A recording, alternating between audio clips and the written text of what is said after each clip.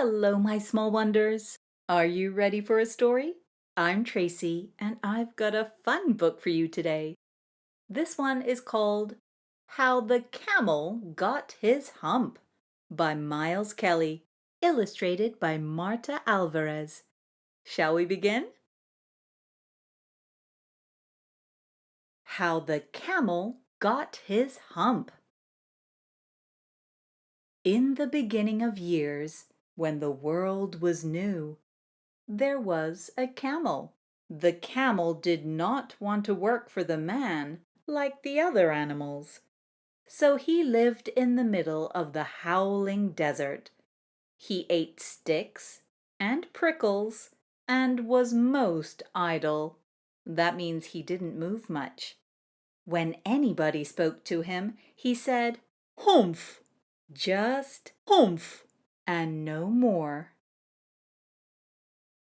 On Monday, the horse went to see the camel.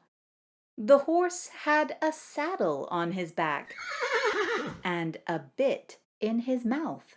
He said, "Camel, come out and trot like the rest of us." "Humph," said the camel, and the horse went away and told the man. That was quite rude, wasn't it? On Tuesday, the dog went to see the camel. The dog had a stick in his mouth. He said, "Camel, come and fetch like the rest of us." "Humph," said the camel, and the dog went away and told the man. He looks like a stubborn camel, doesn't he? On Wednesday, the ox went to see the camel. The ox had a yoke on his neck. He said, "Camel, come and plow like the rest of us." "Humph," said the camel, and the ox went away and told the man. I wonder what the man's going to think.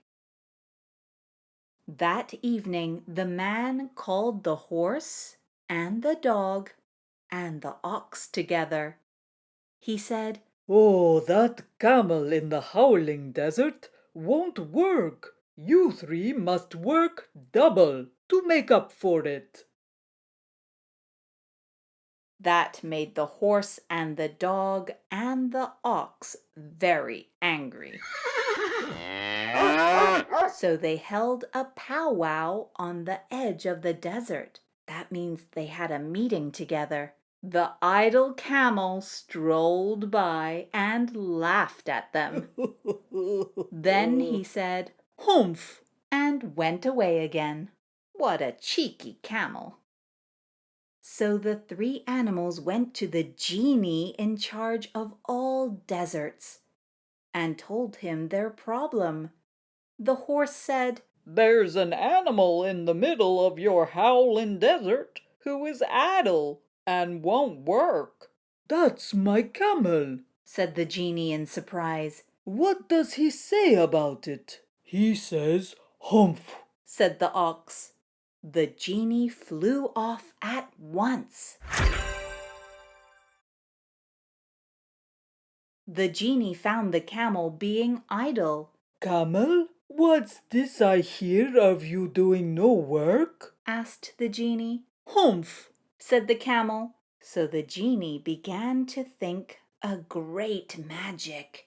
"You've given everyone extra work ever since Monday, all on account of your idleness," the genie went on. "Humph," said the camel. So the genie went on thinking a great magic. I wonder what the genie's going to do. "I shouldn't say that again if I were you," said the genie. "You might say it once too often, camel. I want you to work." But the camel only said, "Humph," again. No sooner had the camel said, "Humph," a third time than his back began puffing up into a great big humph. "There," said the genie. "that's your very own humph that you've brought upon your very own self by not working." But how can I work with this hump on my back? cried the camel. You would not work for 3 days. Your new hump lets you work for 3 days without eating, said the genie. So the camel humphed himself, humph and all, and went away from the howling desert. And from that day to this, the camel always had a humph, but we call it a hump now, so as not to hurt his feelings. But he has never yet caught up with the 3 days that he missed at the beginning of the world. And he has never yet learned how to behave. Oh, he's still so stubborn, isn't he? Have you seen a real camel before? Ooh, they run very fast and they're very strong.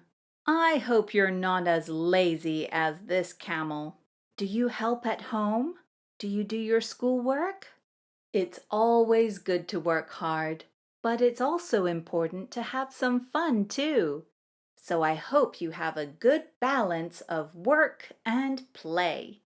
If you liked this book, don't forget to press the like button for me so that more people can see this story. And I'll see you for our next story, my small wonders. Bye-bye.